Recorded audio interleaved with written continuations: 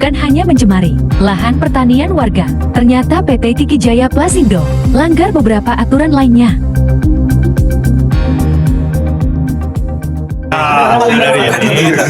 Dari Dewan memfasilitasi apa yang diinginkan oleh petani. Kemudian juga kita permasalahan perizinannya kita sudah sampaikan ke Sapolda. Nanti Sapolda akan menyesuaikan dengan SOP-nya. Yang terdapat itu kan 12 hektar. Itu sama dengan 120.000 meter persegi. Nah, yang tidak dapat ditanam itu selama 4 tahun dan 1 tahunnya itu 2 kali panen. Itu 8 musim. Hasil panen itu 1 hektar dulu mah 8 ton, bahkan lebih. Itu dalam 1 hektar. Mungkin kita asumsikan aja 7 ton aja ya. Kita asumsikan kecil. Asumsi, memprediksi.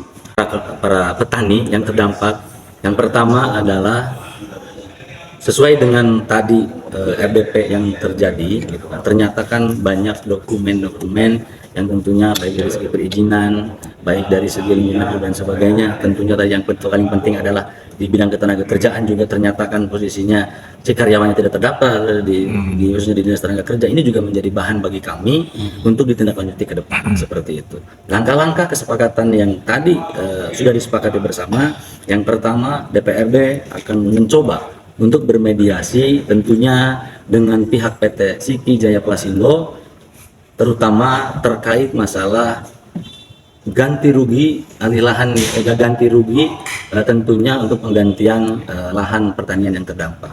Itu yang paling utama, karena kan selama ini mohon maaf gitu kan rekan-rekan, ini juga DPRD kami di Komisi 3 tentunya akan berusaha semaksimal mungkin untuk bisa mengawal tadi pendapat masyarakat, untuk bisa kita usahakan supaya masyarakat yang terdampak yang tentunya sudah 4 tahun gitu kan merugi karena lahannya tidak subur, karena tercemari oleh limbah PT Tiki.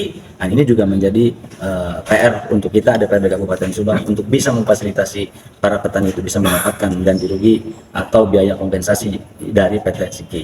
Selanjutnya yang kedua, karena proses perizinan PT Tiki yang tentunya ini langsung juga dikeluarkan oleh OSS, tadi setelah kami menerima dari keterangan dari berbagai dinas, baik itu dari titik koordinat, baik itu dari NIB dan sebagainya, ternyata banyak kekurangan-kekurangan, dan tentunya ini juga akan menjadi bahan untuk kita tidak sesuai dengan apa yang dilaksanakan di lapangan. Ini juga akan menjadi bahan untuk kami tentunya dalam rangka bisa menindak PT Tiki ini supaya bisa tidak melaksanakan kegiatannya lagi.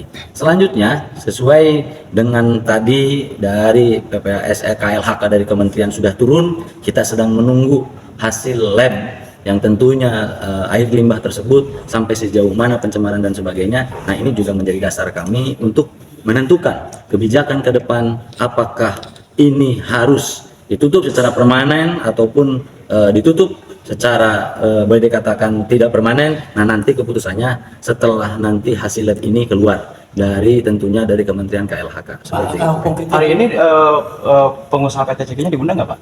Hari ini kita undang, ternyata kan tidak datang. Nah, ini juga kan menjadi bahan kami. Ya, tentunya saya secara pribadi dari Ketua Komisi 3 DPRD Kabupaten Subang akan mengawal permasalahan ini sampai dengan mudah-mudahan sampai dengan tuntas, sampai dengan selesai. Ini kan dari 2019. Ya.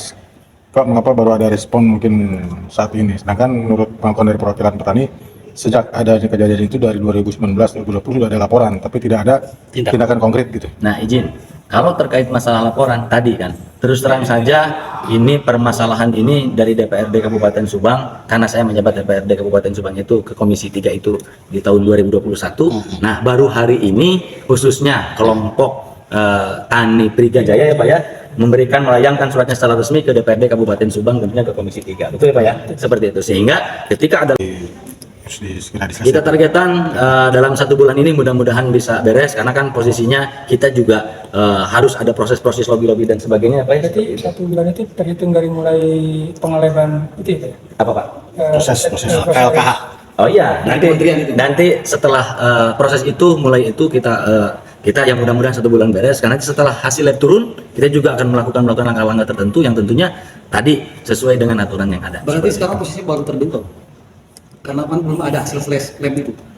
Kalau melihat bukan terduga sebenarnya, kalau melihat tadi bukti-bukti yang ada itu sudah jelas sih sebenarnya kan seperti itu.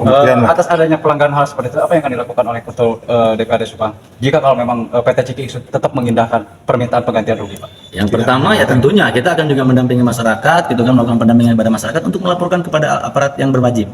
Karena ketika tidak diindahkan dan sebagainya, nah kita itu negara hukum, gitu kan. Artinya ada kewenangan masyarakat untuk bisa melaporkan kepada pihak yang berwajib untuk bisa menindak tersebut. Oke. Lalu itu kan PM apa? Apakah akan ada pencekalan terhadap WNA? Ya, terus ya jelas saja karena posisinya karena ini ada keterlibatan juga PMA gitu kan, juga ada tenaga asing juga yang bekerja di sana. Ya tentunya kami melalui DPRD akan berkoordinasi dengan pihak Dinas Tenaga Kerja dan juga APH untuk bisa melakukan pencekalan terhadap para pekerja asing atau juga para pemilik PT Ciki ini supaya tidak ke luar negeri seperti itu. Terima kasih pada Terima kasih pada Bapak DPRD Komisi 3. Anggapannya bagus sekali, support sekali sama petani.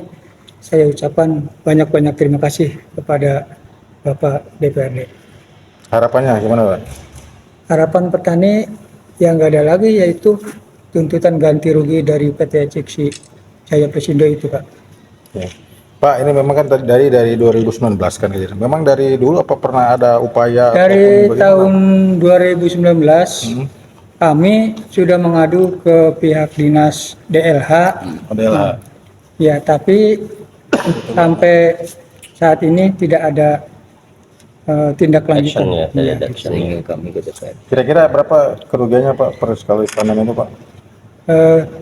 kerugian kami seluas 12 hektar itu per hektar 7 ton dikali 6 itu seluruhnya 3,9 sekian M. Ya. Sampai sekarang itu Pak Sampai kerugiannya. sekarang. Berapa jumlah petani, Pak? Petani 12 orang Yang terdampak yang berapa desa? terdampak cuman di kelompok tani Prigajaya. Yang berdekatan dengan pabrik. Iya, di belakang pabrik Ciki itu. Ini tuntutan Bapak selaku petani. Ya itu minta ganti rugi. Ganti rugi. Kompensasi.